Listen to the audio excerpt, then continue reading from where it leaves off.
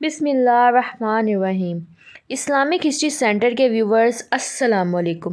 امام شافعی کے زمانے میں ایک خلیفہ نے اپنی بیوی کو عجیب طریقے سے طلاق دے دی اور یہ طلاق بعد ازاں فقہ کا بہت بڑا مسئلہ بن گئی۔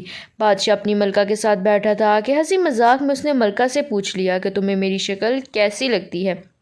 ملکہ جو بادشاہ کی عزیز ترین بیگم تھی وہ مزاح کے موڈ میں بولی، مجھے آپ شکل سے جہنمی لگتے ہیں۔ یہ فقرہ سننے کے بعد بادشاہ کو غصہ آ گیا اور بولا، میں اگر جہنمی ہوں تو تمہیں 3 طلاقیں دیتا ہوں۔ ملکہ نے یہ سنا تو اس نے رونا پیٹنا شروع کر دیا۔ بادشاہ کو بھی کچھ دیر بعد اپنی غلطی کا احساس ہو گیا۔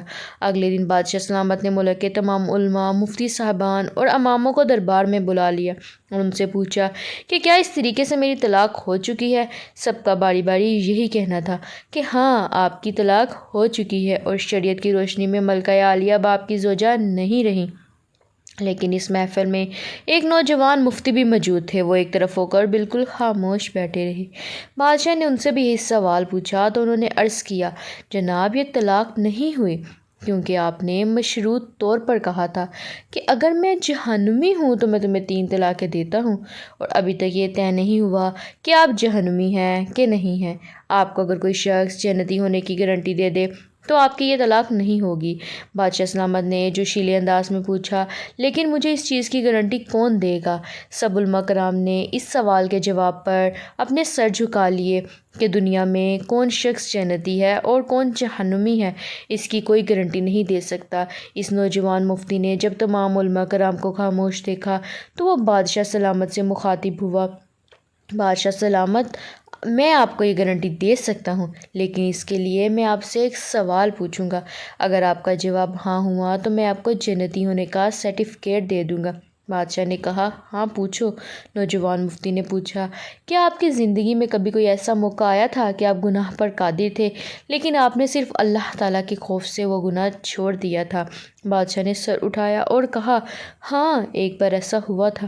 میں اپنی خوابگاہ میں داخل ہوا تھا اور وہاں ایک نوکرانی صفائی کر رہی تھی۔ وہ لڑکی انتہائی خوبصورت تھی۔ میں بھٹک گیا، میں نے دروازہ اندر سے بند کر لیا۔ میں غلط نیت سے اس لڑکی کی طرف بڑھا تو اس نے رونا شروع کر دیا اور وہ چلا کر بولی، اے بادشاہ، اللہ سے ڈرو، وہ تم سے زیادہ طاقتور ہے۔ میں نے جب یہ سنا تو میرے اوپر اللہ تعالیٰ کا خوف طاری ہو گیا۔ میں اگرچہ بادشاہ تھا، وہ لڑکی میرے کمرے میں تھی، میں نے دروازے کو اندر سے کنڈی لگائی ہوئی تھی اور اس وقت دنیا کی کوئی طاقت مجھے برائی سے نہیں روک سکتی تھی، لیکن میں نے صرف اللہ تعالیٰ کے خوف سے دروازہ کھول دیا اور اس لڑکی کو جانے کی اجازت دے دی۔ یہ سب سن کر وہ نوجوان مفتی مسکرایا اور اس نے قرآن پاک کی سورہ کی آیت نمبر 40 اور 41 کی تلاوت فرمائی۔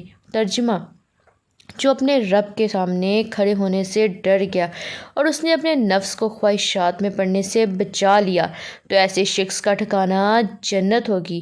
اس کے بعد نوجوان نے بادشاہ سلامت سے کہا، میں آپ کو گارنٹی دیتا ہوں کہ آپ جنتی بھی ہیں اور آپ کی طلاقیں بھی نہیں ہوئیں۔ عزیز دوستو، مسلمان ہونے کے ناطے ہم ہر وقت جنت کے متلاشی ہوتے ہیں، لیکن آپ اس بات سے اندازہ لگائیے کہ جنت تو ہر وقت ہمارے سامنے موجود ہوتی ہے۔ اس کے لیے صرف ایک چیز کی ضرورت ہوتی ہے اور وہ یہ کہ ہم خوف خدا کی وجہ سے ہر اس گناہ پر توبہ کریں جس کو کرنے کی ہمارے اندر طاقت اور قوت موجود ہوتی ہے۔ اللہ تعالیٰ ہمیں اپنے خوف میں مبتلا رکھے اور ہر قسم کے گناہ سے بچائے رکھے، آمین یا رب العالمین۔ ویڈیو پسند آئی ہو تو میرے چینل کو سبسکرائب کریں۔ شکریہ۔